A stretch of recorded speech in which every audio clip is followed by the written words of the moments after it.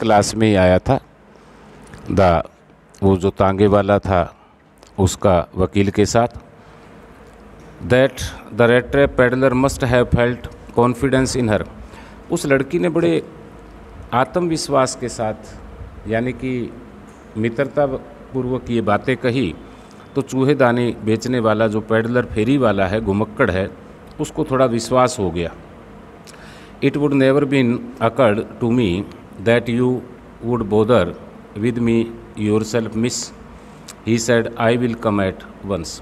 और उसने कहा कि मिस, आपको किसी प्रकार की कोई परेशानी नहीं होगी और मैं आपके साथ चलने के लिए तैयार हूँ।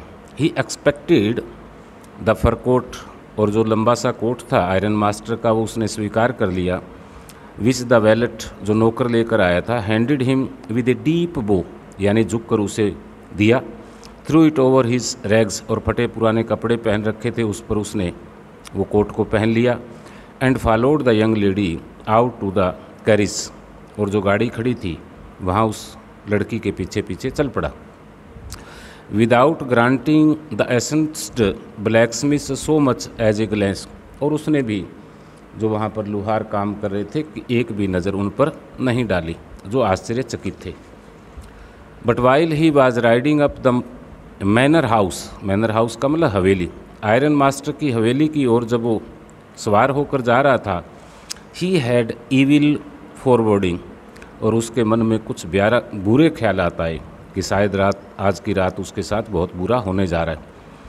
Y the devil did I take that fellow's money, अब उसके मन में विचार आया क्वेश्चन मार्क कि कितनी बुरी बात है कि मैंने एक नेक इंसान के पैसे चुराए। ही थॉट, उसने सोचा ना, ये I am sitting in the trap, और मैं जाल में फंस गया हूँ। Will never get out of it, और शायद उस जाल से बाहर नहीं निकलूँगा। यानी कि चोरी की है तो मन में पश्चाताप होता है, कोई भी इंसान गलत काम करता है तो उसको शांति नहीं मिलती। The next day was Christmas Eve, अगले दिन क्रिसमस का त्यौहार था। When the iron master came in to the dining room for breakfast, और जब सुबह वो आयरन मास्टर ड्राइंग रूम में आया ब्रेकफास्ट के लिए, ही प्रोबली थॉट, उसने शायद सोचा, that satisfaction of his old regimental comrade home he had run across so unexpectedly, जो एफसिस ने लग रहा था कि उसे अचानक मिल गया तो अच्छा महसूस कर रहा था। First of all we must see to it that he gets a little flesh on his bones. Iron master ने कहा कि थोड़ा बहुत मांस उसके शरीर पर आ जाए, अर्थात अच्छा खान पान हो तो उसका शरीर थोड़ा सा ठीक हो जाए। He said to his daughter, अपनी पुत्री को कहा, who was busy at the table, busy at the table का मतलब वो खाना लगाने में व्यस्त थी।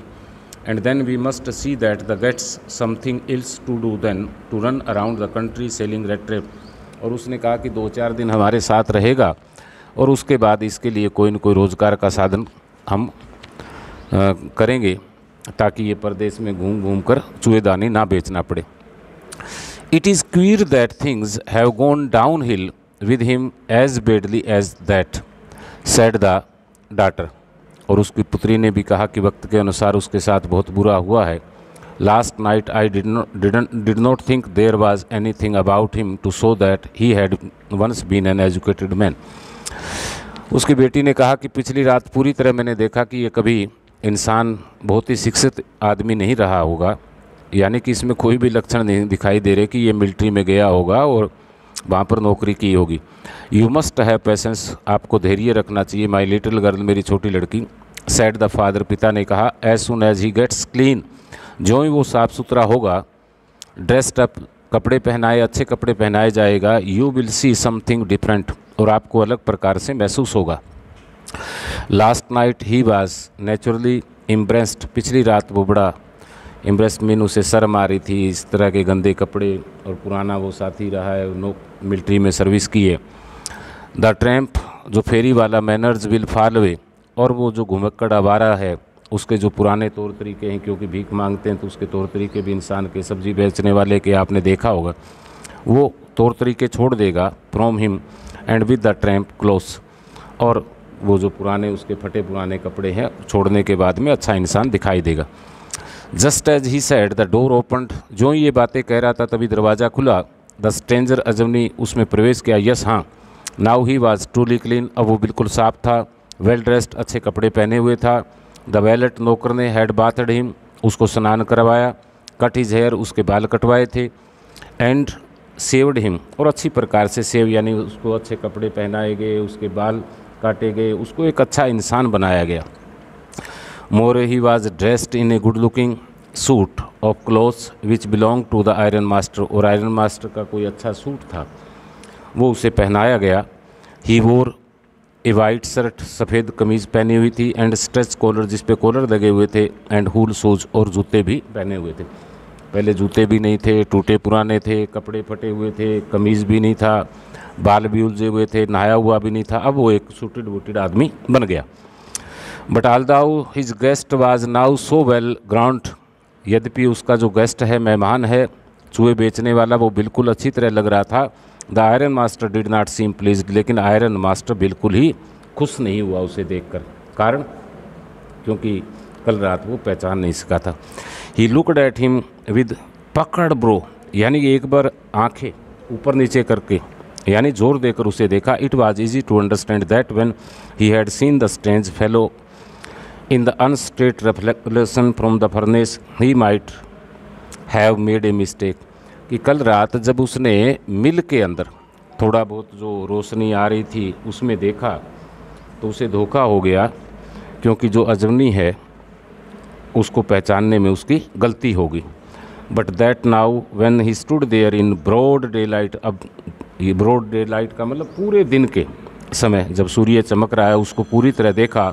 It was impossible to mistake him for an old acquaintance, और अब वो गलती नहीं कर सकता था कि ये उसका पुराना जान पहचान वाला है, क्योंकि ये पुराना जान पहचान वाला था ही नहीं। व्हाट डज दिस मीन, इसका मतलब क्या है। ही थंडर्ड, वो ज़ोर से बोला। The stranger made no attempt to dissimulate, यानी कि जो अजनबी था उसने भी इस बात से इनकार नहीं किया।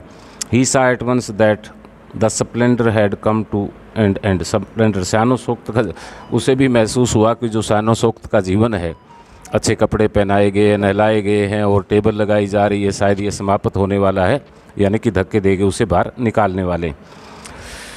It is not my fault sir, चूहेदानी बेचने वाले ने कहा, श्रीमान जी मेरी कोई गलती नहीं है। ही सेड, उसने कहा, आई नेवर प्रिटेंड, मैंने कभी दिखावा नहीं किया, be anything but a poor trader, मैं तो एक गरीब, ट्रेडर का मतलब छोटी मोटी चीज़ बेचने वाला हूँ। एंड आई प्लीडेड, और मैंने आपसे प्रार्थना की थी, भीख मांगी थी, to be allowed to stay in the forge, उसी भट्टी के पास मुझे रात गुजारने दें। बट नो हार्म, मैंने कोई नुकसान नहीं पहुँचाया है। हैज़ बीन डन, अभी तक आपका कोई भी मैंने नुकसान नहीं किया। At worst I can put my rags again and go away, और कोई बुरी बात नहीं है कि मैं अपने फटे पुराने कपड़े पहन लेता हूँ और यहाँ से चला जाता हूँ, आपको किसी प्रकार की दिक्कत नहीं होने दूंगा। वेल अच्छा, सेड द आयरन मास्टर ने कहा, हेजिटेटिंग ए लिटर, थोड़ा झिझकते हुए।